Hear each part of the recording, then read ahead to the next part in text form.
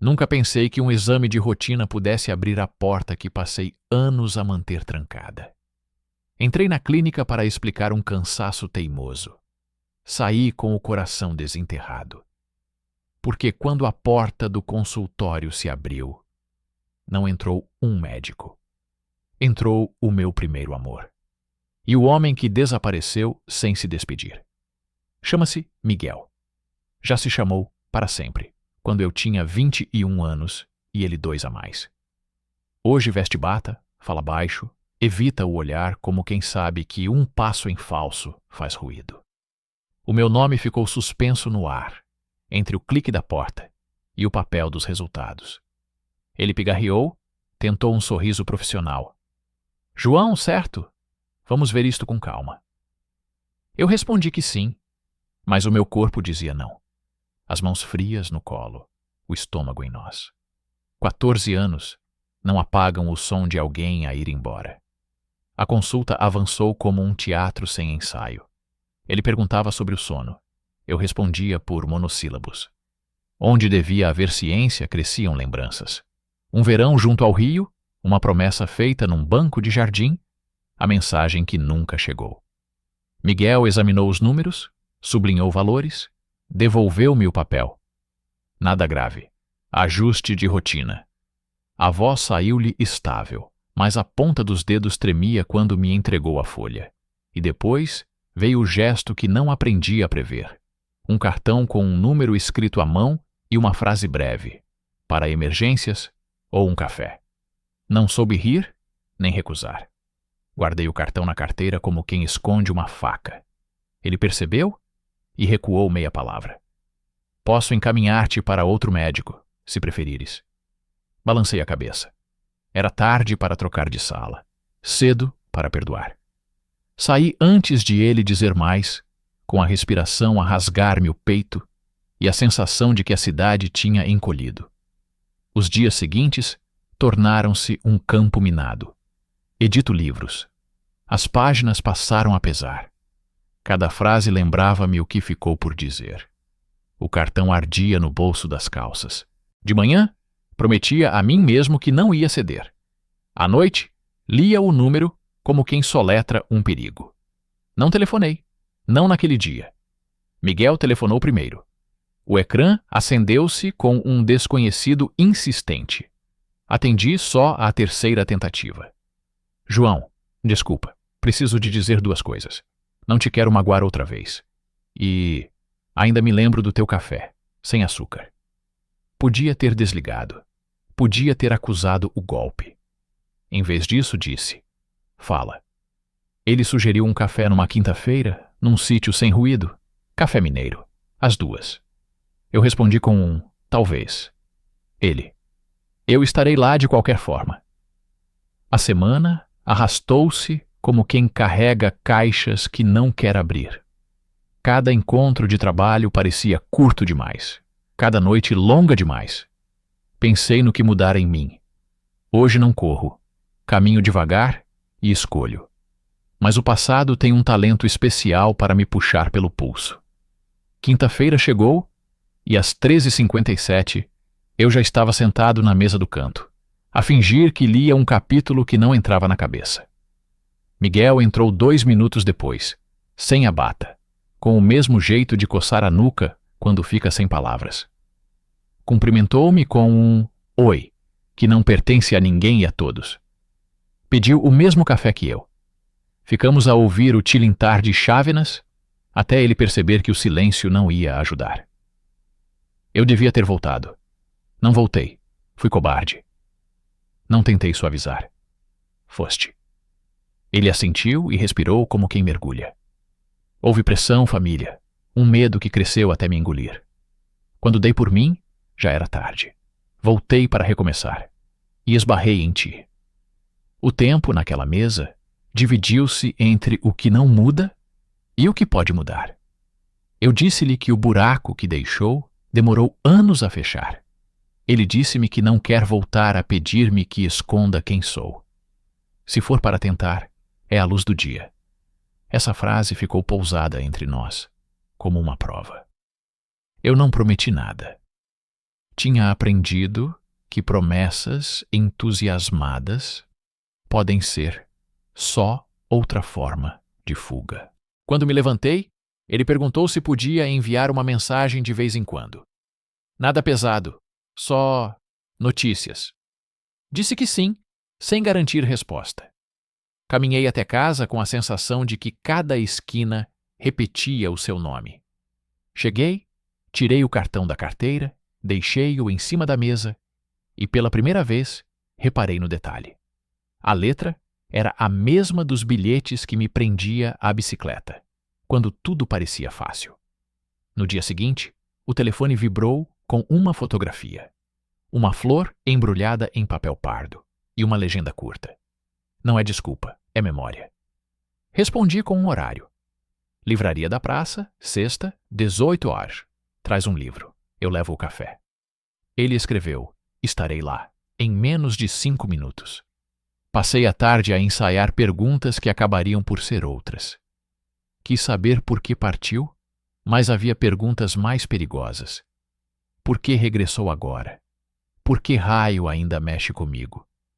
A cidade foi ficando mais pequena à medida que a hora se aproximava. Cheguei cedo. O cheiro a papel antigo não curou nada, mas organizou-me a coragem. Miguel apareceu, à hora marcada, com um livro de poemas debaixo do braço. Não houve abraços. Houve um olá, educado, e uma pausa que doeu. Pedi 2 cafés. Ele abriu o livro numa página marcada e leu uma linha que falava de medo e de acordar. Não precisava de metáforas. Eu via o medo dele e o meu. Contei-lhe que ninguém em casa sabia de mim. Ele contou-me que viveu anos num quarto sem janelas, metaforicamente, para caber na vida de outro.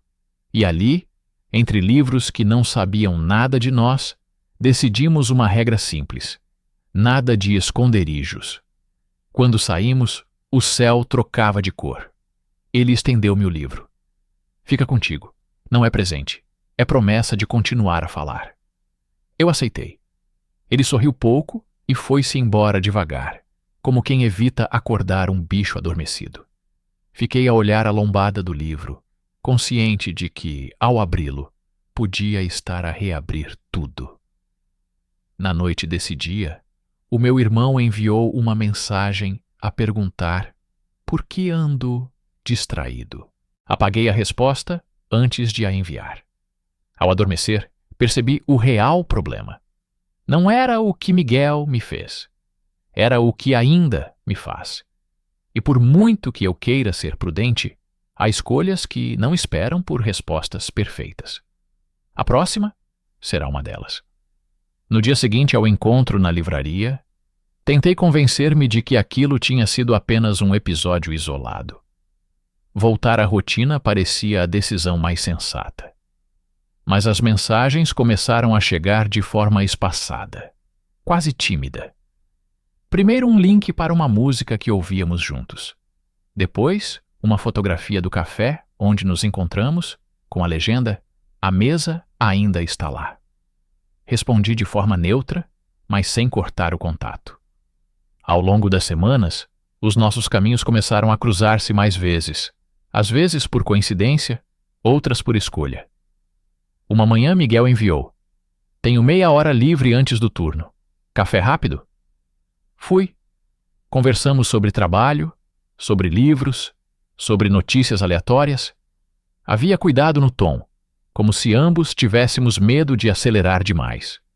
Foi num desses cafés que ele falou de forma mais aberta sobre o passado. Contou que, depois de partir, viveu um relacionamento longo com um homem mais velho, discreto, ao ponto de se tornar invisível.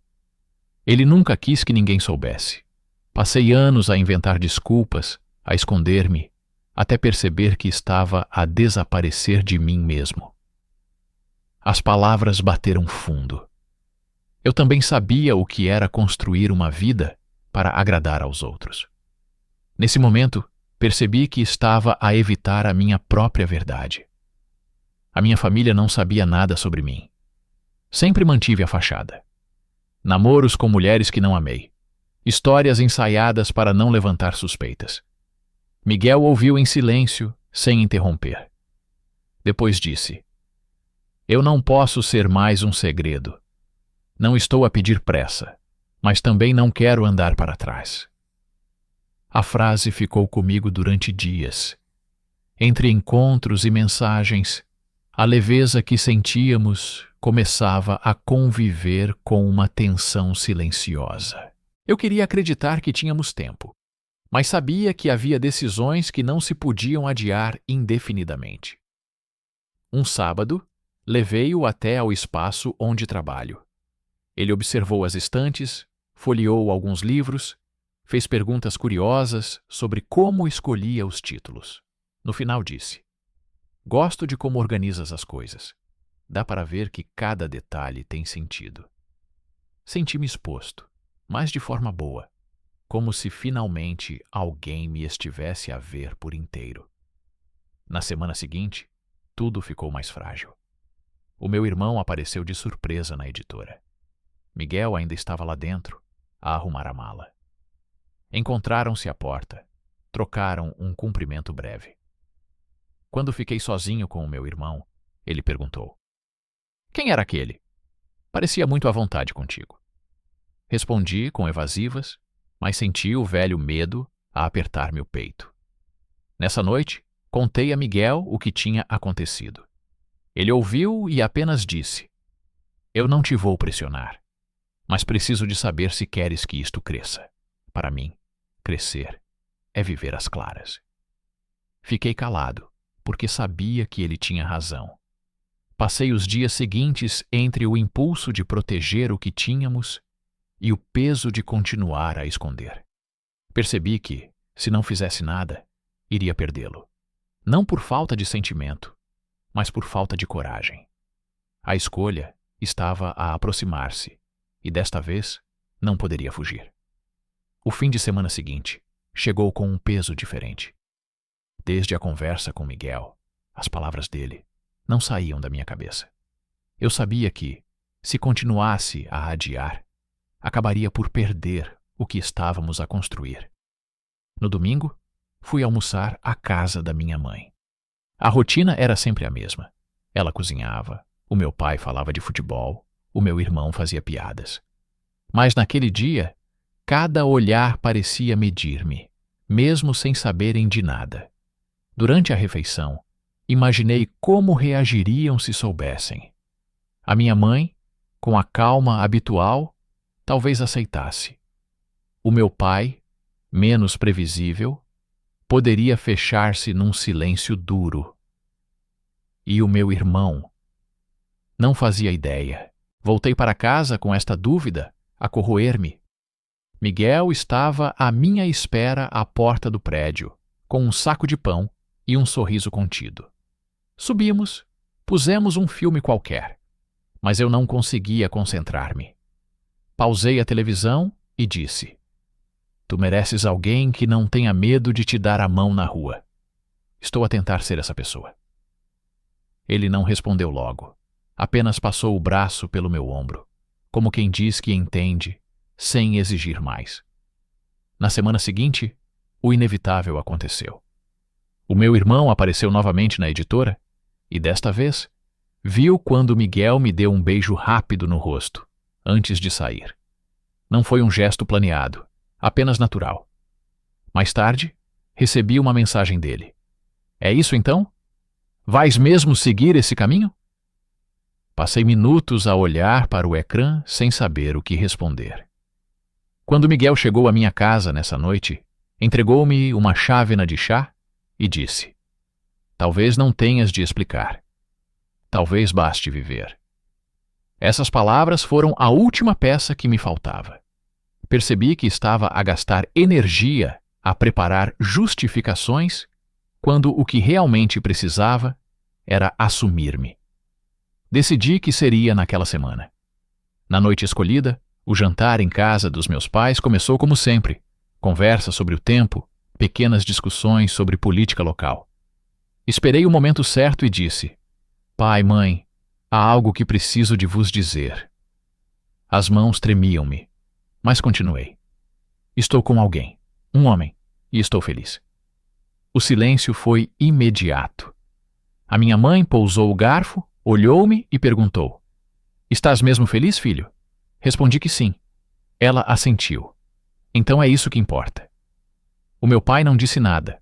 Levantou-se, foi até a varanda e acendeu um cigarro. Algo que não fazia há anos. A conversa terminou ali. Saí com um misto de alívio e incerteza. Quando cheguei à casa, Miguel estava sentado no sofá, com um livro nas mãos. Perguntou apenas com o olhar. Eu sentei-me ao lado dele, encostei a cabeça no seu ombro e disse: "Falei." E nesse silêncio, percebi que, independentemente da reação dos outros, tinha dado o passo mais importante. O tempo que se seguiu foi curto, mas suficiente para perceber que a vida tinha começado a mudar. O meu pai manteve-se distante nos primeiros dias, evitando o assunto sempre que possível. A minha mãe, pelo contrário, telefonava mais vezes, perguntando como eu estava e discretamente sobre o Miguel. Não havia tensão nas palavras dela, apenas curiosidade e uma tentativa de me mostrar que estava presente. Miguel, por sua vez, não pressionava. Continuava a aparecer para um café antes do trabalho, ou para um passeio rápido ao final da tarde. Era como se soubesse que eu precisava de espaço para reorganizar tudo. Num domingo, aceitei o convite da minha mãe para almoçarmos juntos e levei-o comigo. Não houve grandes apresentações, apenas "Este é o Miguel", dito de forma natural. A minha mãe recebeu-o com um sorriso, perguntou se queria repetir o prato e fez comentários sobre como ele devia comer mais. Durante a refeição, reparei que o meu pai observava discretamente, como quem avalia sem querer demonstrar. Não houve perguntas diretas, mas também não houve reprovação aberta. Quando estávamos de saída, ele limitou-se a dizer: "Boa semana para ti e para ele também." Poucas palavras, mas carregadas de um significado que não quis ignorar. Nos dias seguintes, senti que uma barreira começava a ceder, mesmo que lentamente. Miguel notou a mudança no meu humor. "Estás mais leve", comentou num desses cafés rápidos. Eu apenas sorri, consciente de que estava a aprender a viver sem me esconder. Houve também momentos de tensão. Um primo afastado, que me segue nas redes sociais, enviou uma mensagem carregada de insinuações desagradáveis, depois de ver uma fotografia minha com o Miguel. Por instinto, quase respondi. Mas respirei fundo e optei pelo silêncio. Não valia a pena alimentar um conflito que não me traria nada. Contei ao Miguel, que apenas disse: "Nem todos vão entender, e está tudo bem. O importante é que tu saibas quem és." Essa frase ficou comigo. Passei anos a tentar caber no molde que outros desenharam. E agora estava a descobrir que não precisava de justificações para viver a minha própria vida. O que tínhamos não era feito de gestos grandiosos, mas de presença constante. Numa noite de semana, enquanto cozinhávamos juntos, percebi que já não me preocupava com quem poderia ver-nos pela janela. Não era sobre desafiar o mundo, mas sobre deixar de o temer. Miguel notou o meu silêncio e perguntou o que eu estava a pensar. Respondi: "Que finalmente posso respirar, sem pedir desculpa." Ele sorriu e continuou a cortar legumes, como se soubesse que aquele momento valia mais do que qualquer declaração. Aos poucos, comecei a compreender que a aceitação não é um acontecimento único, mas um processo contínuo. E mesmo que houvesse ainda resistências, estava disposto a enfrentá-las. Não sozinho, mas com ele ao meu lado. O tempo passou e, embora não muito, foi suficiente para colocar certas coisas no lugar. O meu pai continuava sem falar muito sobre o assunto, mas já não evitava a presença do Miguel. Às vezes, durante o almoço de domingo, perguntava de forma quase casual: E o trabalho dele? Como vai?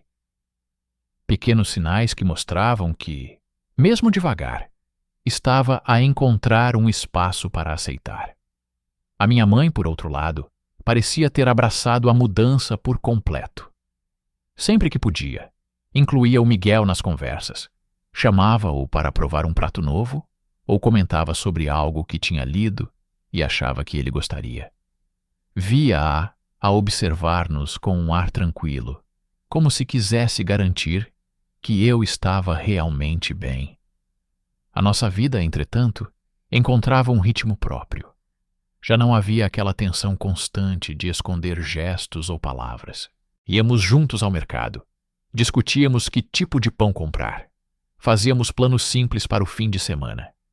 E, ainda que houvesse desafios fora dessa bolha, entre nós, tudo se mantinha firme.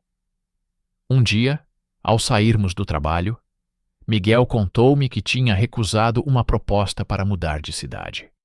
Disse que, anos atrás, teria aceitado sem pensar, mas agora tinha razões para ficar. Não precisou de dizer mais nada. Eu entendi. E, embora não fosse uma promessa formal, senti que ele estava a escolher ficar ao meu lado. Claro que nem tudo era perfeito. Algumas pessoas afastaram-se. Outras deixaram de responder às mensagens. Mas também houve quem se aproximasse, surpreendendo-me com gestos de apoio. Percebi que a vida se encarrega de filtrar o que faz sentido e o que não faz. Numa noite de sexta-feira, sentados no sofá depois de um dia cansativo, Miguel disse: "Se me tivesses perguntado há anos, eu teria dito que segundas chances não existem. Mas tu provaste o contrário." Olhei para ele e soube que, apesar do passado, estávamos a construir algo com base em escolhas conscientes. Não tínhamos planos grandiosos nem discursos ensaiados sobre o futuro. Tínhamos o presente, e isso, para mim, era suficiente. Aprendi que o amor não precisa de ser gritado para ser verdadeiro, mas também não pode ser escondido. E que viver de forma autêntica, mesmo que isso signifique perder algumas coisas pelo caminho, é o único caminho que vale a pena. Hoje, quando caminho ao lado do Miguel pela rua, já não baixo o olhar, nem invento desculpas. Sei que o que temos é sólido não porque seja perfeito, mas porque foi construído com verdade. E depois de tantos anos a fugir de mim mesmo, finalmente entendi que a maior vitória é poder viver sem medo de ser quem sou.